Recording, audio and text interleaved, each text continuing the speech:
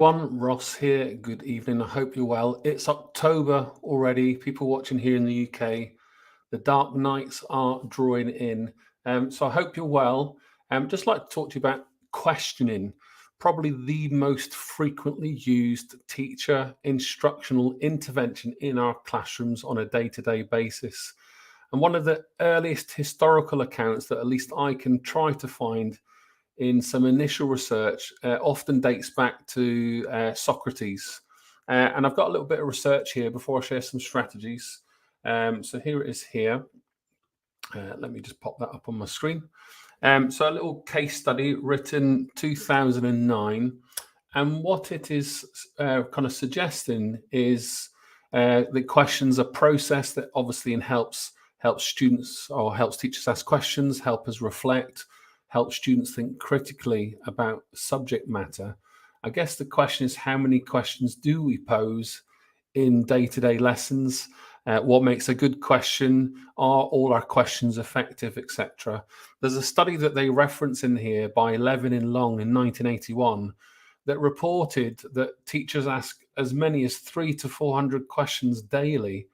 So simple calculations, that's 60 questions every lesson. If you do the maths, 190 days in an academic year. Teachers could be asking up to 190,000 questions in one academic year.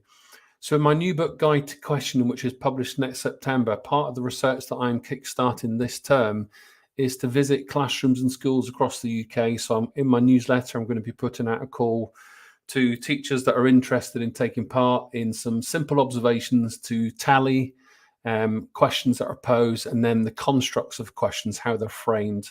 So if you're interested, I'll be publishing that shortly. But let me just put 3 resources up for everyone for you to grab. So the first one is 10 questioning strategies.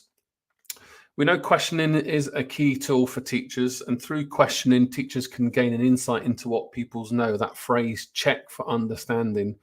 So I'll go through the first 5 on here very briefly, and I'll signpost 2 more resources for you.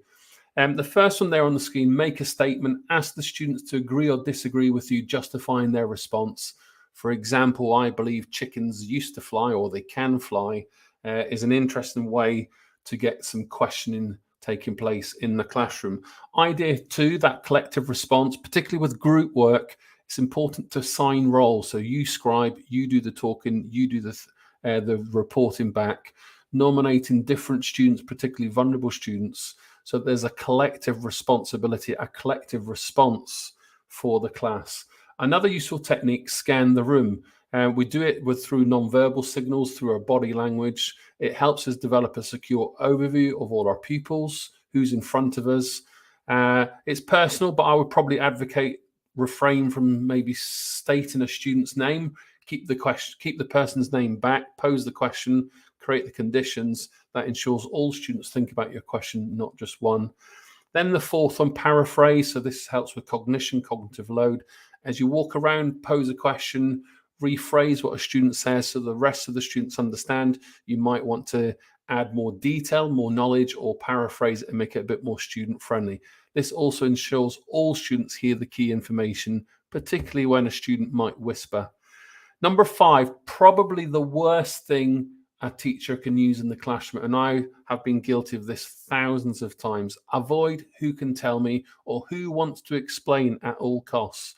It's a simple way of giving students the option to opt out. No, sir, sorry, I can't tell you. Miss, I don't know what to do. We need to try and avoid those don't know scenarios. So instead, specify a group or individual names or insist on a response. We've got 5 more here at the bottom. So number 6, the why or how, that self-explanation, the elaboration, all research-informed study skills. This keeps the discussion moving, elicits deeper evaluation in the students, a really important and easy fix. 7, multiple choice. It's important to make the choices very hard, improving retrieval strength. So for example, if I ask you what tomato ketchup is, and I give you the choices, a sauce, a star, a vegetable, or a plant, I make the choices too easy and I don't support stronger retention. So it's important to ensure practice exercises such as multiple choice have desirable difficulties included. Number 8 here on the screen, making mistakes. So it's important for us to deliberately model the process, asking students to prove what's right, what's wrong, what's the best way to do it. Not many teachers know about the research on cognitive apprenticeship. I've blogged about this a lot. I've also shared some resources on my site.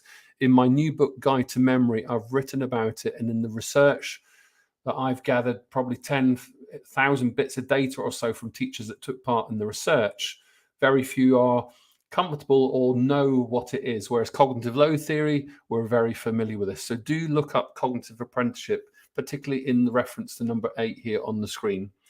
Number 9, vary the thinking. So vary the types of questions. I'm going to give you a good 12 ideas in a moment. So hang on.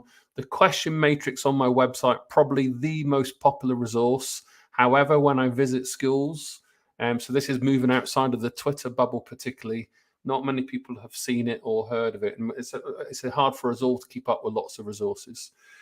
Number 10, too much or too little. I guess the key thing I've learned from all the things that I've been reading is the importance to pause.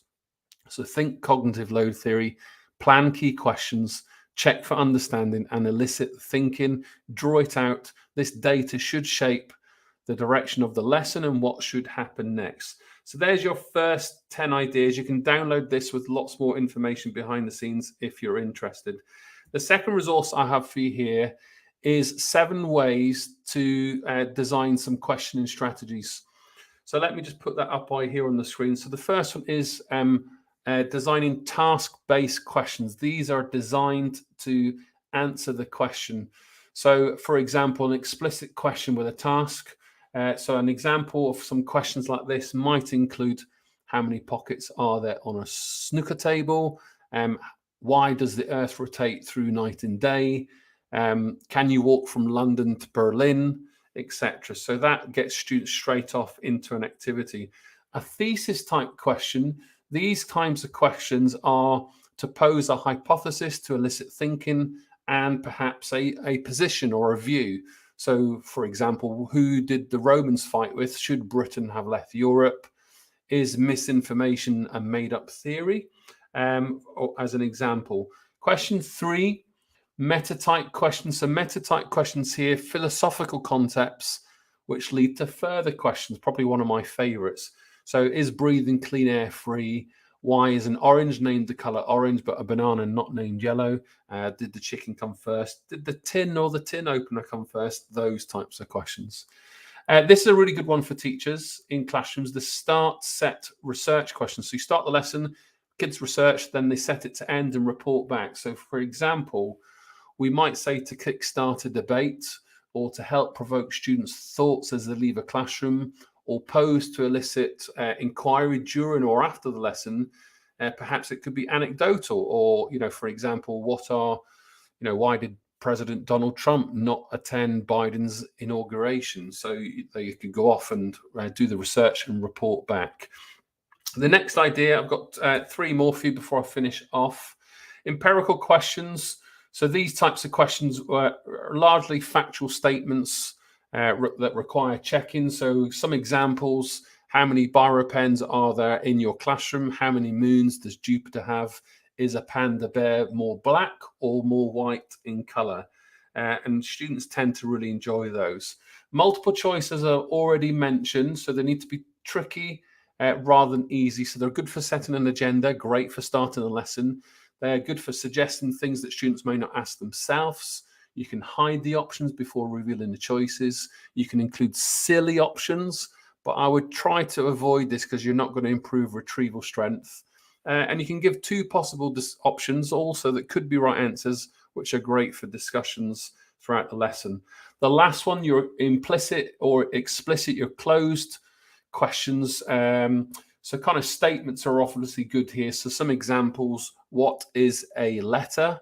Or is the letter A, is a letter? Or what is a teacher? Or is Ross McGill a teacher? So other ways of thinking about open and closed questions. Now, 5 ways to design some tantalizing teasers. So great ways to start lessons off with some good questioning methods. The what if is a great question format designed to query the norm. So some examples might be here. What if there was only one religion? What if there was no color blue? What if all countries were islands? So what if's a great way to almost act a little dumb in classroom, to get students starting to translate from student to teacher, to start giving you back what the answers, the things that they know. Second idea here, alternative uses. So these are really good for as a question format designed to consider differences. So some examples might be, how many uses can you think of a paperclip? What could I use this biro pen for, as an example? Other things, how many uses can you think of for a car tire, for a brick, for a slipper? Just change the product. There's a great way. That's an endless strategy. Surreal questions. Obviously, these are very abstract. So obviously, we have to be cautious and consider the age of the children that you're working with. So some things, that you might want to consider. Obviously, context is key, but what would the floor say to the ceiling if they could speak to each other? How would you wash an angry emotion? Is giraffe a good name for a giraffe? Could a dream? All sorts. So, probably slightly older students, not exclusively older, year 6 upwards, perhaps. Shoot me down if I'm wrong, but obviously they can get a bit more complex as you can go up the school years. Big questions. So these ones, philosophical questions. Why isn't the earth called water if it's 2/3 water and 1/3 land? Is it possible for fish to drown? Can a shadow feel pain? So there's lots here in this resource, and you can get these all on my website. The last one, would you rather? Some of you might have played this on a Friday night in the pub. So these questions are designed to elicit making choices. So would you rather be a fly or a butterfly? Would you rather be a noun or an adjective?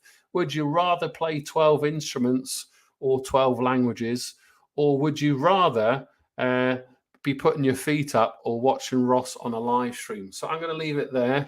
My videos every Monday night, just to keep you updated with some ideas, some new resources or things you might not have tried, or share this video with a colleague and let me know if there's anything else you'd like to see. I'm on my travels to schools in Belfast and in Poole over the next few days, as well as grappling with my new book, Guide to Memory. I shall see you soon. Thanks as ever for watching. I'll see you next Monday. Have a great week. Bye for now.